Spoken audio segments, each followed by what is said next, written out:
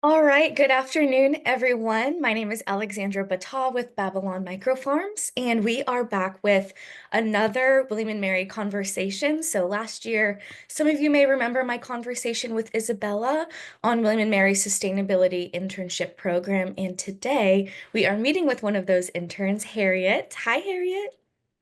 Hi, how are you? Good, how are you? I'm good. Good. I just wanted to know I wore dark green today to show my support for William and Mary, so Very love you nice. guys. Thank you for your support. Yeah, absolutely. So I would love to just start off by having you introduce yourself to the audience. So tell us a little bit about who you are and your role as a sustainability intern with Aramark at William and Mary. Hi, I'm Harriet. I'm a sophomore at William and Mary, and I am a comp sci and linguistics double major. But I also just have a general interest in sustainability. And at William and Mary, I am a dining sustainability intern with Aramark, who is our dining provider. And basically, I just work on a team of other students. There's about 18 of us, and we run a number of sustainability initiatives on campus, some of which are like set programs that we run, and a lot of them are also just like passion projects that we want to make happen on campus, and we do it. So, Yeah, I love it. I know I love talking with Isabella last year. I didn't realize how extensive you guys' program was and how truly like full circle and closed loop it was as well. So I know if they weren't there for last year's conversation, I know they're going to be excited to hear those things too. So you did mention too, even though it's not a part of your major, you are interested in sustainability, and that it's become a passion project. So what drew you to sustainability work? And then in that, how did you become involved with Mhm. Babylon Microfarms? Well, yeah, like I said, just general interest. I kind of place a lot of importance on the environment and sustainability in general. I'm also a vegetarian, so when I came to William and Mary, I first joined this club called the Veggie Society. Of course, That's it's cute. very funny, yes. Yeah. And it was through that that I heard about the internship with dining sustainability, and that's how I get to work with the farms on campus. Oh, I love that. Yeah. I know we have some chefs that love what we do that are like all plant-based and really Mhm. excited about having that consistency of sustainable plant produce come out of Mhm. the farms. Um, Mhm. and so I feel like as a student, when I was in undergrad, um, seeing your dining preferences represented and then also celebrated in that way is really exciting. Mhm. Makes you feel more a part of that community. And I feel like makes you want to be more engaged too with that platform. So I like how that kind Mhm. of drew your attention and now you get to enjoy working with our micro farms. So that's so Yeah, cool. it's definitely very cool to have that on campus. Yeah, absolutely. So what has your experience been like in working with the gallery, Babylon Micro Farm on Mhm. campus? So far it's been really fun. I've been an intern with Aramark for 2 semesters now, and this semester I've gotten to work with the farms a lot more, which Yeah. has been really nice.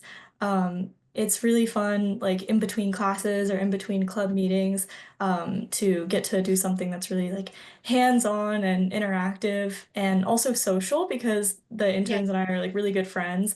So Mhm. it's definitely a nice break in my day to get to work with the farms. Yeah, absolutely. And I know that our host is sharing the screen right now. So these are some of the pictures of the microfarms on William and Mary's campus. I know Aramark has been a wonderful partner for, I think, both you guys and ourselves too. They're one of our preferred partners in terms of dining. We have a great relationship with them and a lot of other food service companies as well. But we always love to see how on board they are for making internship programs like this happen. So I'm glad to hear that you've been enjoying it so far. Yeah, it's nice. Yeah. Okay, so tying in our micro farms and sustainability, how have you seen that the micro farm contributes to William and Mary's sustainability efforts? And I guess follow up to that too, how has that result kind of helped you guys stand out within the greater Williamsburg community? Mhm. I think definitely the biggest thing is just that having the farms on campus like helps to educate the community and also shows that it's something that we place importance on. Mhm. So it's mostly like the education. One of our biggest goals as a group is to educate the students about their options on campus and about being mindful about, where our food is sourced from. Mhm. So I think that's maybe not one of the first things that people think about when they think about sustainability is it within food systems. Right. And because our farms are placed like right in the entrance of our dining halls, whenever students or staff or prospective students, anyone comes into the dining hall, we also have like along with the farms, we have educational materials to the side, so people are getting like the hows and whys of it as well as like seeing it in action. So Yeah. I really think that it's the education and the awareness part of having the farms on campus really helps us to stand out. Yeah, for sure. And you guys are also involved in the Williamsburg Farmers Market too. Do you want to share a little bit about that, how you guys have connected that community experience with what you're doing on campus? Yeah, so we do some tabling at the Williamsburg Farmers Market. Firstly, what we do is we help students turn their dining dollars from their meal plans into tokens that they can spend at the farmers market, which first is like what draws people in. Yeah. But we also do tabling where we have like a spin the wheel type game with like different trash on it, and we ask people like if it's compostable or recyclable or trash, which I think is really good to help educate the students on, what our systems are able to do on campus. Right, for sure. I know Mhm. so I did my undergrad at Virginia Tech, and we had Mhm. different sections labeled out for types of food waste and other Mhm. things like that. So I know it helped me especially because that's not something that's very standardized in the US yet. Yeah. Hopefully it becomes Mhm. standardized.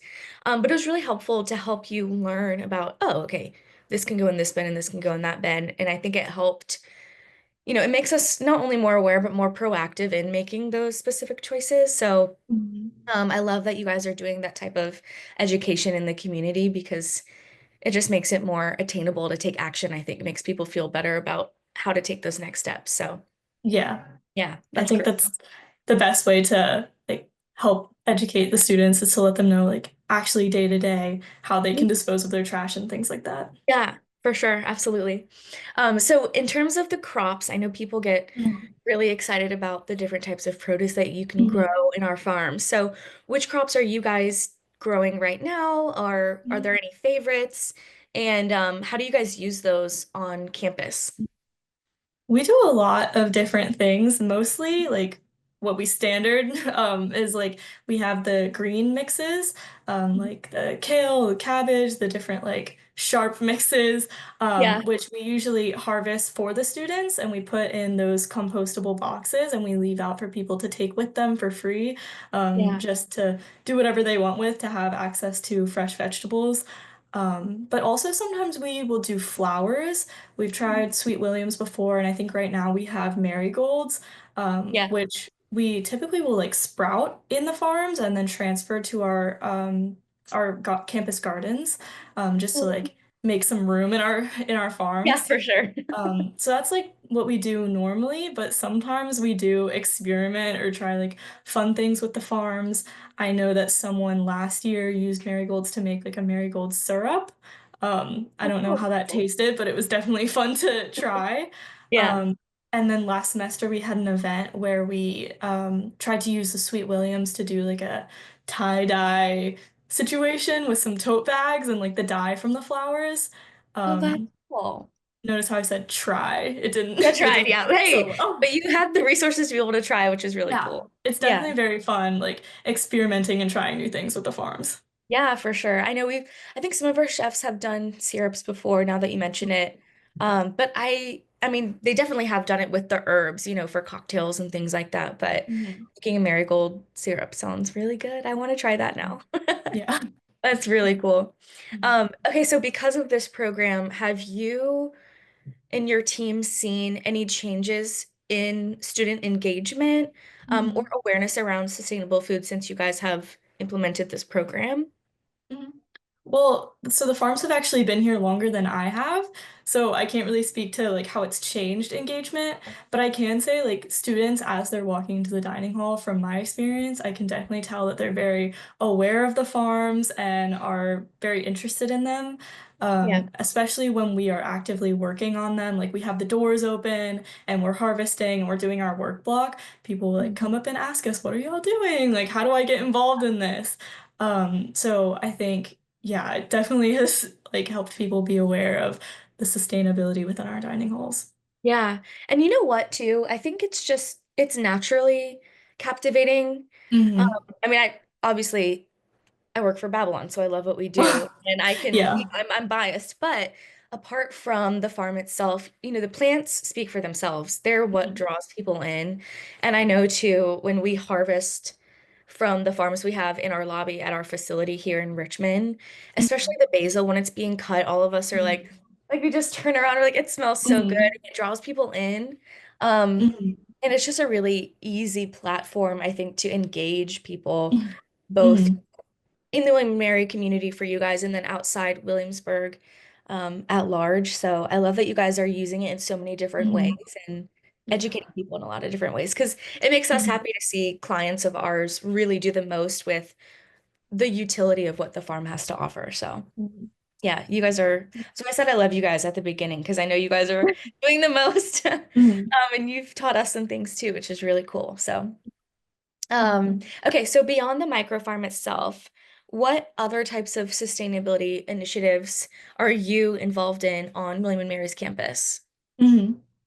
We definitely have like a large number of things that we do as a team. So like Mhm. everyone's kind of got their hands into different projects right now. Yeah. But mostly what I do is other than hydroponics, I do our on-campus compost system.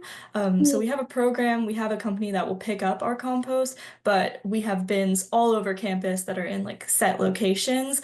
And we actually go around on a golf cart and we go pick up the compost and put like fresh bins out, which is something that I do weekly, and that's definitely very fun. Yeah, that does sound like fun. Another thing that I love to do is we go to our local elementary school. Oh, that's us. That's cute. Um, Another thing I love to do is we go to our local elementary school and we facilitate their sustainability club, which is so fun because it's always the same group of kids, and they're very into sustainability and learning about the environment. And they always surprise me because they know a lot more than I do. But we like plan little lessons and activities for them, which is really nice. Yeah. Um, and then the farmers market we already talked about, Yeah. but that's another thing I love to do. The Williamsburg farmers market is so nice. I love It all the is. people Yeah. that come and talk to us. It's not even students that come and like spin our wheel. It's like the younger kids who live in Williamsburg and the Mhm. older community that lives here as well. Everyone is Yeah. very driven by, when there's students tabling at the market.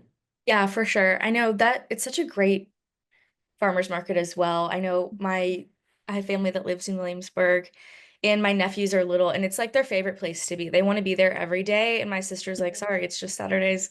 But I do love the diversity of the market, both in the people that go there and the vendors themselves and everyone Mhm. there is so excited to talk about what they do. Um and I know that you guys are offering that as well because your whole team, when you came into Tour Babylon, I could just tell by speaking with you, you're genuinely so interested and engaged, and proud of what you've done, and that definitely rubs off on the community too, and taking pride in what you're able to do as a community. So I love it. We were all very excited to come to your office, Yeah. especially to go into the grow tent. That was so Yeah. cool. Yeah, absolutely. Yeah, that's one of our favorite places too. Mhm. Okay, so in terms of the challenges, so what are some of the biggest challenges that you and or your team have faced in implementing sustainable food solutions within your campus? Mhm. I think that although we do a lot of tabling and a lot of outreach and advertising of the programs that we offer on campus, I think that it's sometimes hard to get students to engage with that.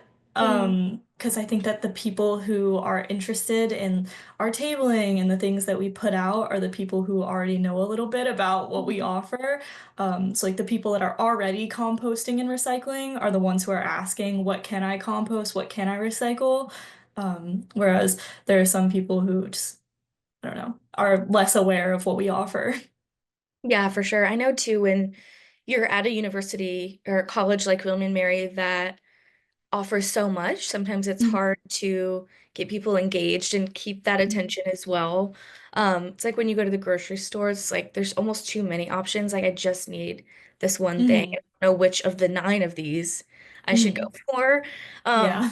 Do you think because of how diverse you guys' program is and the different areas around campus that you have a presence with, definitely, I think helps, getting people to understand and choose to engage as well. So, Mhm. yeah. Yeah. So in terms of collaborating, I know challenges usually bring about collaboration. Um, Mhm. have there been any collaborative efforts between students, the dining staff, or other campus organizations in order to help expand those sustainable food Mhm. practices or options? Mhm. We do work with other groups on campus a lot with different initiatives that we run, but I'd Mhm. say like specifically like sustainable food practice wise, one of my favorite things that we've done that really stood out to me was this event that we did last semester called Farm Fest. And it was kind of just this like campus-wide farm to table festival that kind of celebrated the local farms and vendors that William and Mary sources its food from.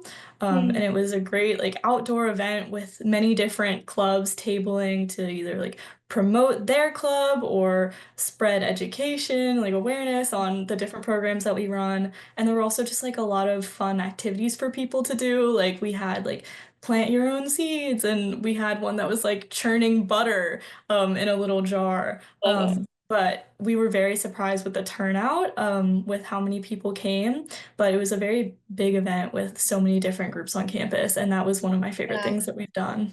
Yeah, and you know what? People love food. They really do. To draw them in. They really You do. name an event food fest, and people are probably gonna at Mhm. least look into it. So that's a really great idea. Yeah, Creating butter sounds like fun. I've honestly always wanted to do that, but it maybe was some. messy. Yeah, It it was looks really messy. Yeah. messy. Mhm. Um, but I love that.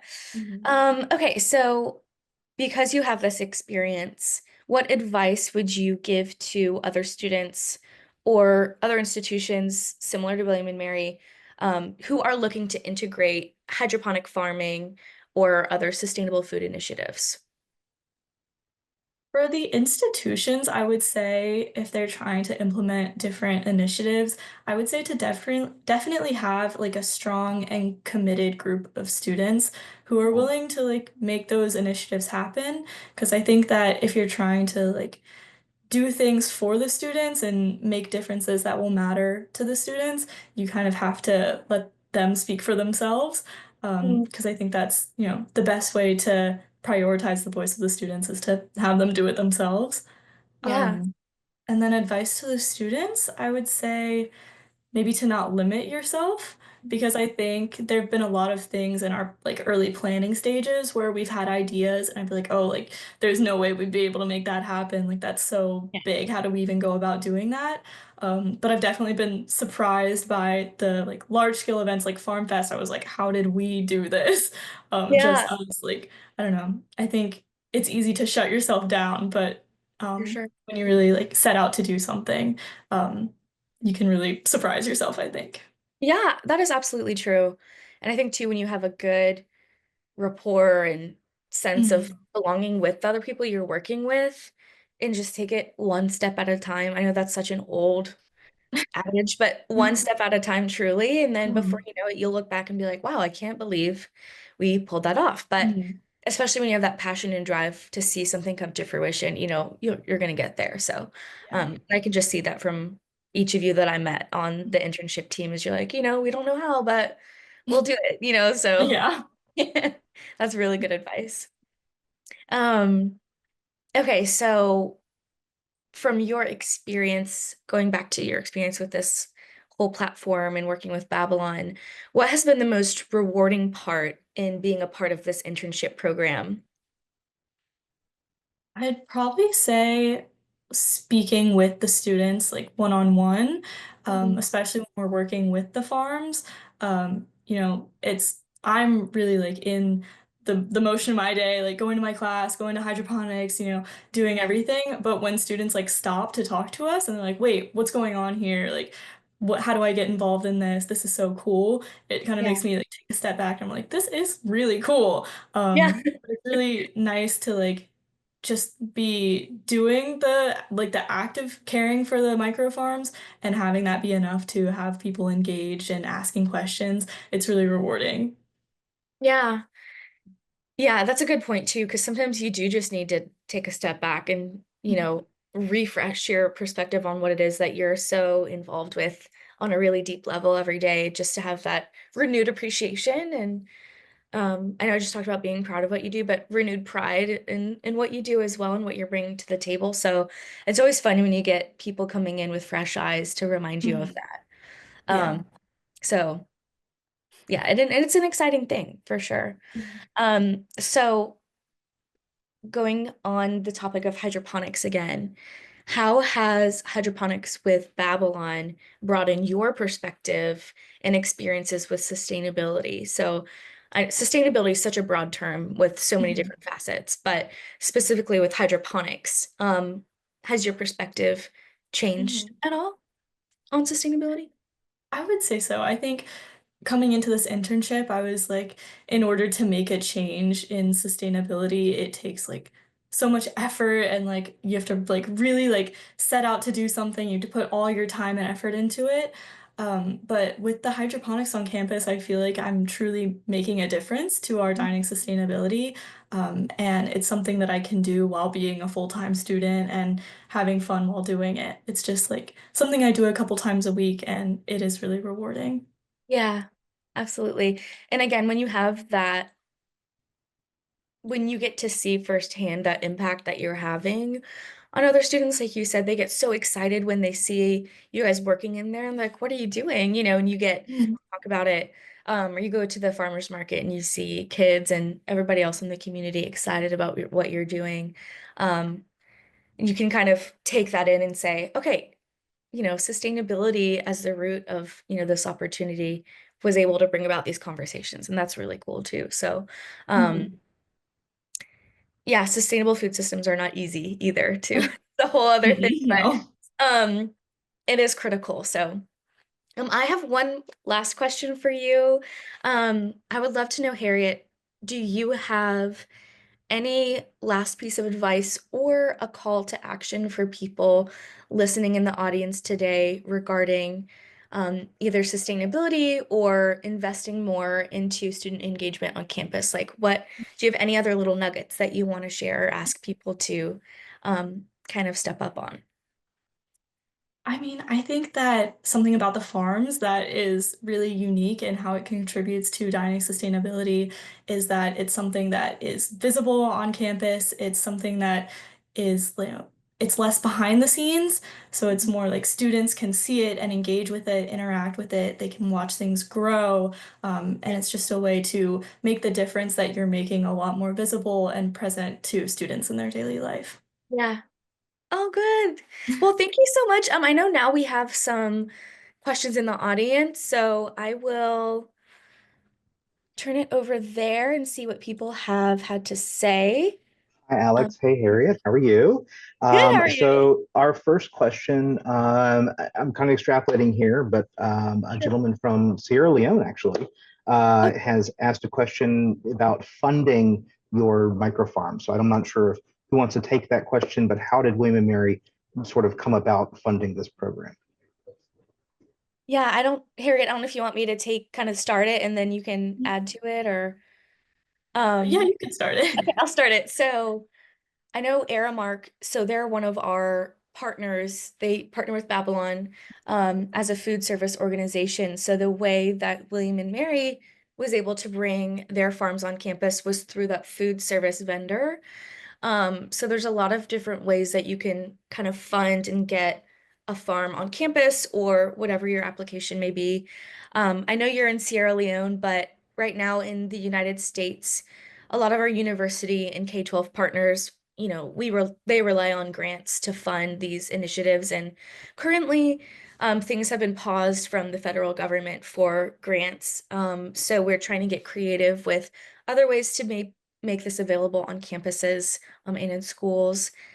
And then one more thing I'll add before letting Harriet add on to it is that sometimes we do have corporations that donate funds as part of their philanthropic endeavors or whatever else it may be to help get these farms in schools to help with education and things like that. So there's a couple different ways, but William and Mary specifically was through the organization Aramark that oversees their food service on campus. I think you really covered it all. Like I Yeah, said, the okay. farms were there before I was there, Yeah, so I wasn't sure true. about the funding and getting them here. But Yeah, yeah, it was through our dining provider. yeah.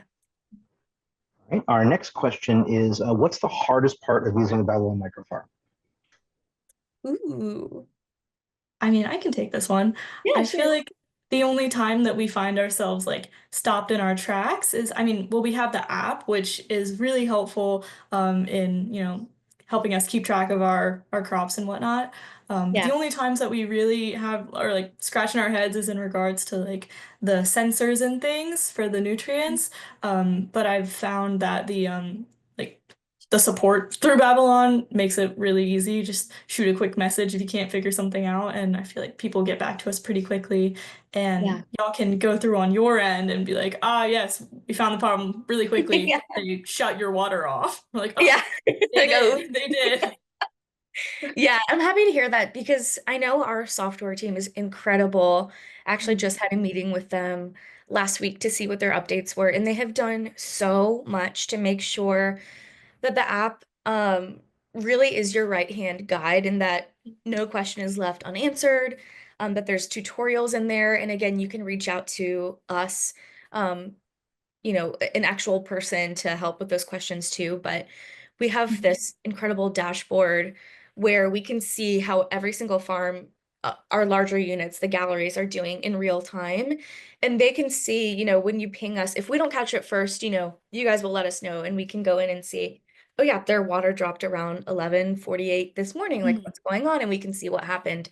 So we definitely have a lot of eyes on what's happening. So I'm glad to hear that even if it's a most difficult part, that we do have a lot of parameters in place to try and mitigate those situations Mhm. and just the frustration in general. So Mhm. Our next question is, why did William and Mary slash Aramark choose Babylon that you think, or switch to Babylon um, from any other kind of other practices that they were using?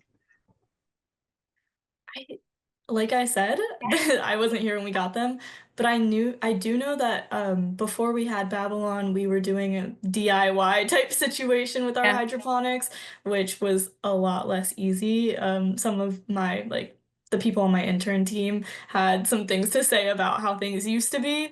But I mean, the Babylon, like the app and the sensors and everything, and it just makes it a lot easier. yeah, I would say too to add on to that, I know that a couple benefits to what we offer compared to some other comparable offerings in the market is that one, our farms are fully like they close and you can actually lock those doors in the reservoir at the bottom. So from a food safety perspective, that's a huge bonus point too. A lot of the other vertical farm or hydroponic organizations in the market are usually open. So, it's a exposed maybe PVC pipe or something like that where the plants are out in just the same area. Whereas with the glass doors, they're closed, so it really mitigates any issues with bugs or, people walking by and like sneezing on it or something like that. So food safety is definitely, I think, a plus two from what we offer. And then um, I would say also the size of the unit. So we were really mindful when designing these units that they fit in any standard door frame and elevator. Make sure that, it's easy to get it in the door and set up. And we do set up our units for you and do on-site training, which I'm not sure that many other organizations do that as well. So we tried to standardize as much of the requirements as possible and then offer all of that support too. So um, that, from my experience, I know is why a lot of people are captivated by our offerings and tend to choose us. That's great. The other questions, I think, Alex, I know you have a few slides here at the end, and I Sure. think you're going to probably answer these other questions there. So the last one's just for Harriet, and that was, there's something fun from somebody. They said, "What was your favorite thing to grow in the farm?" Ooh. Probably the red-veined sorrels. Um, Ooh, I mean, the flowers are really nice to watch, bloom and, yeah. But the red vein sorrels have been my favorite so far because that's the one thing that I hadn't eaten before. mhm. Usually we do like lettuces and cabbage and things, nothing too crazy. But I had never had a red veined sorrel before until Yeah. working at the farms, and they have quite a taste to them. They're tart, right? They're like a little They're bit, tart. yeah. I Mm, I had never had red vein sorrel either until starting working for Babylon, but it's also really beautiful how pigmented I mean, mhm. its name is red vein sorrel, so like Yeah. the red veins in the leaves are a really cool contrast to like your Viv lettuce and stuff like that. Yeah. Yeah. Yeah, it's a fun one. Um, well, nobody asked me, but I'm also going to answer this question. Kind of on that note, it made me think of our Swiss chard. So, we also do rainbow Swiss chard, and the stems are also just so beautiful because you've got like hot pink and a darker red, yellow, orange. Um, and I love Swiss chard. I think it doesn't get as much attention as it should. So that's my answer. It's a good one. Yeah, thank you. Okay, well, first of all, Harriet, thank you so much for your time. I know that you're so busy as a student and doing this internship in school, but I know I enjoyed talking with you for sure. I love talking about sustainability and hearing, our partners' experiences. So thank you so much. I am going to do a short presentation. You're welcome to stay on for it or hop off. It's up to you. I don't want to bore you with it, but thank you again so much for joining us and making today's webinar possible. Thank you so much for having me. It was so fun to talk about what I do. Good, I'm glad. Thank you so much. Thank you. Yeah. All right, you guys, I'm going to share my screen really quick. I'm just going to go over high level let me minimize this. Oops. One second. You guys, even millennials struggle with technology sometimes, so just give me 1 second. Okay, here we go. All right, so just a brief presentation real quick on who we are at Babylon and what we do. So I know we just got a lot of really good info from Harriet in terms of how they're utilizing the farm at William and Mary, but just to touch up on, again, who we are and how we got started. Currently, we have over 250 of our farms, both across the United States and internationally.